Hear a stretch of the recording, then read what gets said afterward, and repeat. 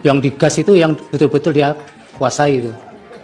Itu ahli di mana-mana begitu. Ah, ini Pak Toyo juga nih. Menjadi gugur kalau dibawa dalam konteks hukum. Nah, oleh karena itu Pak Margarito, ini ada putusan pengadilan loh yang dikatakan tidak valid, dan itu mungkin nanti Pak Margarito selesai ini nanti. Assalamualaikum warahmatullahi wabarakatuh, saudara sekalian. Momen kocak Mahkamah Konstitusi yang membuat Ketua Hakim MK Soehartoyo tersenyum terbahak-bahak.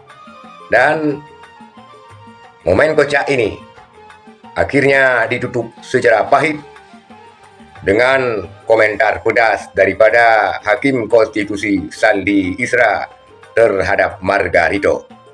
Kita lihat dulu videonya. Karena ahli itu kadang-kadang kalau tidak yakin bibir-bibir ditinggal itu. Nah, yang digas itu yang betul-betul dia kuasai itu. Itu ahli di mana-mana begitu. Ah, ini Pak Toyo juga nih.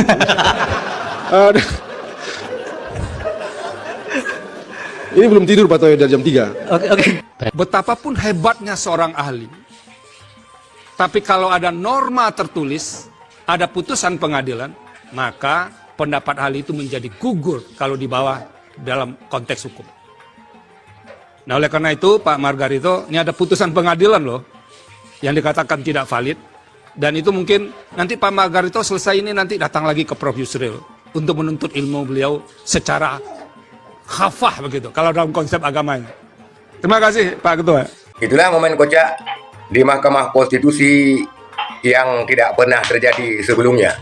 Ketika saksi ahli 02 Margarito mengocok perut Ketua Hakim Konstitusi Soehartoyo dengan panggilan Pak Toyo ini, di mana kita lihat saksi-saksi yang lainnya tidak pernah yang demikian.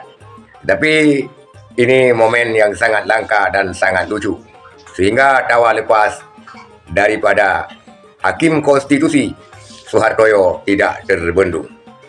Dan akhirnya Margarito ini kena skakmat daripada Hakim MK Saldi Isra yang mengatakan bahwa Margarito harus belajar lagi.